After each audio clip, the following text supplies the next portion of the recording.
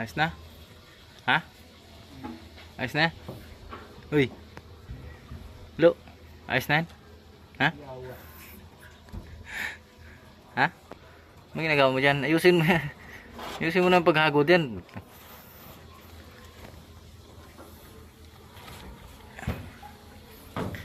Ayan guys, yan yung papalitan ko ng bubong guys. Ayan o.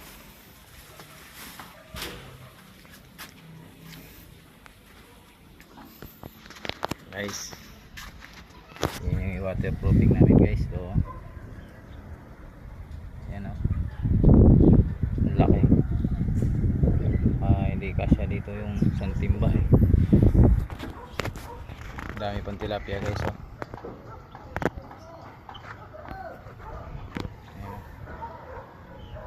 Tilapia. Dalhin ko kaya yung airgun dito.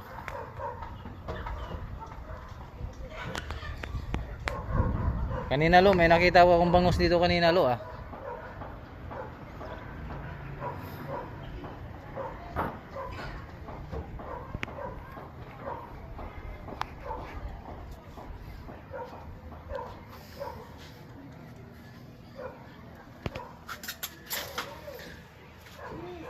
Ayan na naman yung mga DPWH. So, gumagawa na naman ng mga tingnan mo.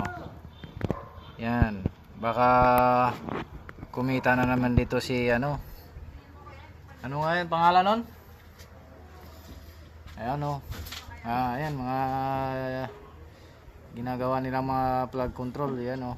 Sa DPWH. Ayan. Iwan ko lang kung may mga bakal yan. Ayan guys o. Oh. Haba na nang nagawa nila guys. Ayan, DPWH yan. Pasa pa nila sa akin yung mga project ng DPWH yan. Lagyan ko ng bakal na isang laki ng niyog yan. Paggawa nila sa akin yung DPWH na yan. Oh. Pag dito sa akin ipagawa yan, iwan ko lang. Pag hindi ko nilagyan ng kasing bakal niya kasing laki ng ano. Yung bakal lagay mo kung may D9 lagay mo D8.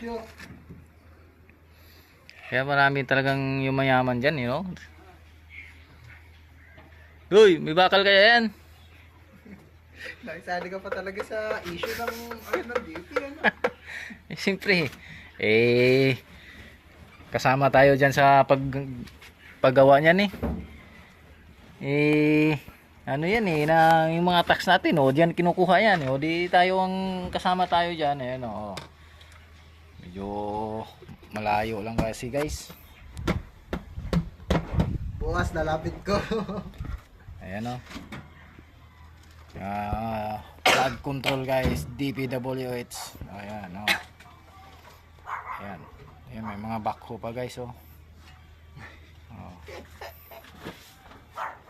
kung sa akin ipagawa yan Tapos Solano.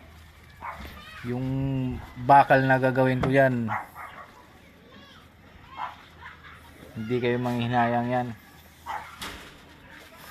Bukan nyo ipasa nyo sa akin yung mga trabaho na yan pag hindi ko ginawang yan.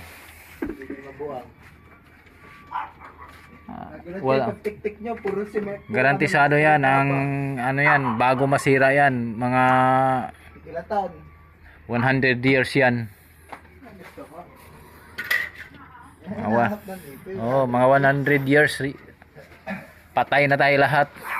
Hindi pa nagsisira no? Hindi pa masisira yan, mapakinabangan pa ng mga natin yan, mga apo-apo sa tuhod. Thank you guys.